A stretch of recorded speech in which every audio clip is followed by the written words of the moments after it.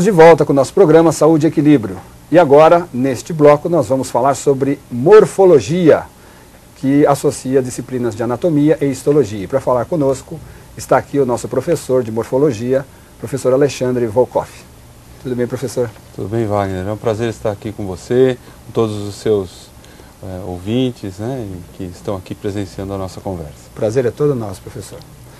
O que vem a ser a disciplina de morfologia? Fala um pouquinho para a gente. Bom, a disciplina de morfologia atualmente ela é constituída por 5 outras disciplinas, né, que compõem a anatomia macroscópica, a anatomia microscópica, a genética, a biologia celular e molecular e a biologia do desenvolvimento. Atualmente na Uniban nós temos um conteúdo programático, um plano de disciplina integrado entre a anatomia macroscópica ou simplesmente a anatomia e a histologia, que estuda os tecidos do corpo humano. Em se tratando de anatomia, nós sabemos que existe uma longa história por trás disso, né? Conta pra gente um pouquinho, assim, resumidamente, em que épocas remontam as primeiras histórias de anatomia? Bom, a anatomia ela é uma ciência que estuda a forma do corpo humano, mas a anatomia, em um sentido mais amplo, ele pode ser também o estudo das formas existentes no mundo. Então, você certamente já ouviu falar, como meu ex-aluno, da anatomia matemática, da anatomia filosófica, da anatomia artística e de vários ramos da própria ciência que estudam a forma das estruturas e dos seres que nos cercam.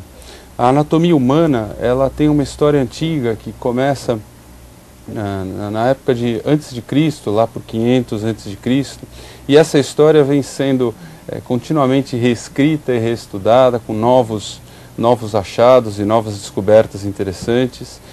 Já no período antes de Cristo, há mais de 2000 anos, nós temos relatos, inclusive de pessoas que se destacaram em outras áreas, como Aristóteles, né? O Aristóteles era um filósofo muito importante, que deixou inúmeros escritos, e ele caminhou também pela seara da anatomia, descrevendo a anatomia comparativa, estudando animais e fazendo comparações. A partir de muitos estudos e muitos outros autores, e principalmente na nossa história ocidental, na Idade Média, o que nós observamos é que vários pesquisadores começaram a se destacar, em especial a escola italiana, que é muito conhecida também pelo Renascimento, né? E vários autores se destacam nessa área. Inclusive, existe uma escola muito importante em Pádua, que o seu professor titular veio de Bruxelas, na Bélgica, ele se chamava Andreas Vesalius, e o Vesalius ele reestudou Galeno, que tinha estudos de 1400 anos antes dele. E o Vesalius foi deixando alunos que o sucederam nessa cadeira e que participaram com muita empolgação de novas descobertas. E aí fundaram uma nova escola anatômica que deixou seus frutos aí pela Europa e que foi também um dos descendentes dessa escola, veio para o Brasil e fundou a anatomia aqui no Brasil. É verdade que alguns anatomistas chegaram a sofrer até perseguição religiosa ao longo da história? É verdade, Wagner.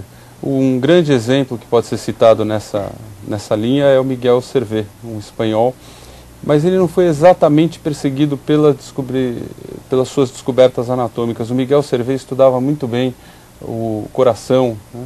E até sucedeu William Harvey, que foi um pesquisador muito importante na área de coração e da circulação sanguínea. Mas o Miguel Servet ele tinha também alguns postulados que contrariavam a teologia vigente da época e por isso foi queimado vivo numa fogueira. Puxa vida. Existem alguns artistas também famosos, como Michelangelo, Leonardo da Vinci, que nós temos relatos de que eles também estudavam, né, anatomia, diziam até que eles faziam dissecação e tal, de cadáveres para poder entender a forma humana, para fazer as esculturas. Isso aí procede, professor? O Leonardo da Vinci, ele, além da sua genialidade, né, em outras áreas, né, quem pôde ir até a cidade de Vinci e olhar lá as réplicas que existem na cidade e percorrer um pouco da história, viu que o Leonardo saiu daquela cidade pequena, bem perto de Empoli, no distrito de Empoli, foi até Firenze ou Florença, e ali desenvolveu um trabalho muito interessante que, inclusive, segundo o seu biógrafo mais aceito, que é o Nuland, ele relata que tem registros que o Leonardo dissecou 34 cadáveres. E o mais importante disso é que ele divulgou um caderno, conhecido como Caderno Anatômico do Leonardo da Vinci, que se encontra na Inglaterra, o seu original. E o Leonardo da Vinci, ele, por dissecar cadáveres, ele começou a aperfeiçoar sua arte, recuperando a imagem do ser humano que não existia de uma maneira como ele a apresenta. Ele e outros artistas importantes, eles começam a divulgar a anatomia humana e a forma, e mudaram um pouco o conceito vigente na época.